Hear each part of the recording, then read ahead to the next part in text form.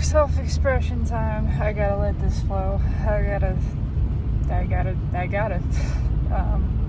It's just what it is. I'm trying to flow with the energy.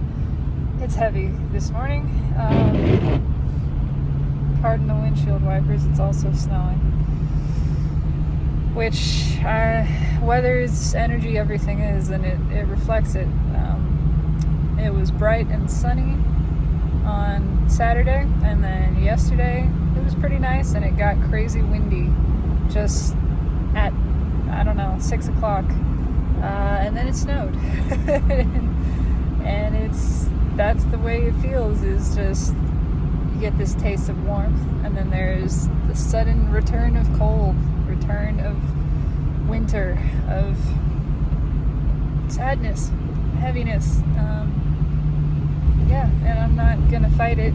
In fact, I want to let it express. I want it to flow. So this is what that is for me, for my own health and sanity and balance of energy and general well-being. It's setting in for me too. We're all in this energy. We are all participating in it. We're all involved, affected by it one way or another. And it's also settling in for me that,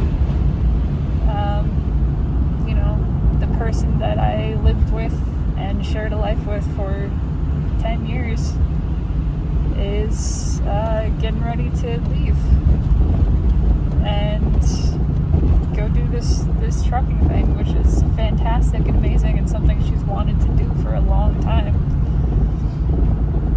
And she got accepted, to the school, which is in Missouri. So she got the call this morning that they have all her paperwork and they're setting up her trip out there. She leaves on May 1st. And when she leaves, she's pretty much gone, because it's 3 weeks of training at the school, 3 weeks on the road training, and then you get a truck and you go for who knows how long. It's usually a month or two. 2 months, actually, typically. So she's packing stuff up and, cleaning out the bedroom. And I'm gonna cry because I want to, and it's important to. The bedroom that we lived in, and taking her stuff, and it's, not all. She can't even take all the stuff, and there's so much stuff that we share that I wouldn't care either way if it stayed or if it went with her. What's really fucking weird is the thought of someone else living there, living with somebody else in the house that we bought together, having a roommate, somebody that I don't know. And of course there's all kinds of fears and just discomfort attached to that. I don't have any problem living with another person. I mean, I haven't done it in a long time. Someone that I didn't know. It's just the thought of sharing that space with someone else. Because even not being together, we're still friends. We still have a good relationship. In fact, it's gotten a lot better. And there's still a lot of feeling there. There's love, even if it's not the kind of love that I had thought it was, because I had a different idea. I didn't understand love the same way. Neither one of us did. There is most definitely love. And, there's love in that house, and we own it together, and it's just fucking weird to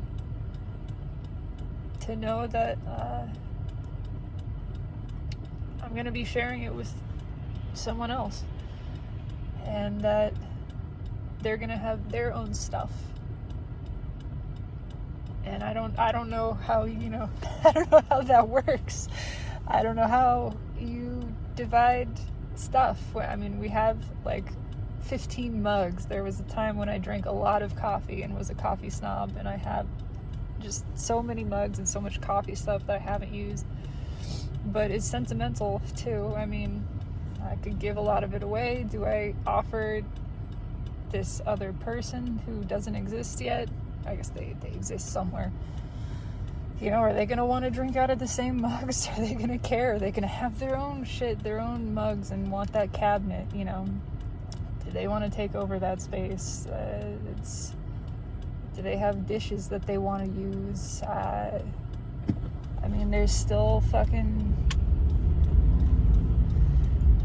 old Post-it notes that I had written to her from when we were together, and the stuffed animal and wooden rose I had bought last Valentine's Day, the one last year when we were together. Still have those things. They are just out. What do I do with them? Do I put them away? I don't know. I have such a weird relationship with stuff in general. I don't really like having stuff because it's too easy to get attached to it. I like having some things that I enjoy, but that's kind of just it. Is I prefer to stay as minimal as possible for a lot of reasons. It's easier for a lot of reasons, primarily my emotional and mental health. But I don't know. I'm gonna have to get rid of a bunch of things too. Things that I don't need and that I don't use, and that I don't really,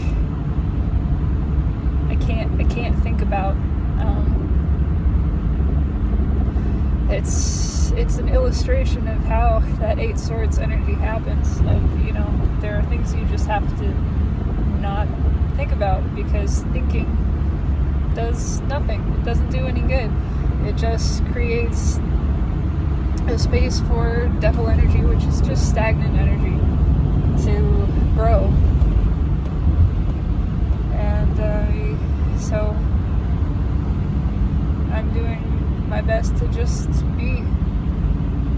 go with the flow of the energy as it is right now. That's what this is. Just expressing this, experiencing this very visceral and human emotion of fear, of uncertainty, and sorrow, grief. And I do get the sense that this is a lot of, this is how it is playing out in my life, my circumstances specifically, but I do get the sense that this energy is shared, is playing out for a lot of people in a lot of ways. But it's the same energy. It's the same, just, it's real now, having to process a loss, having to face it, having to make physical changes and carry on into an unknown future. And I just want to honor it for myself and everyone, for the whole collective.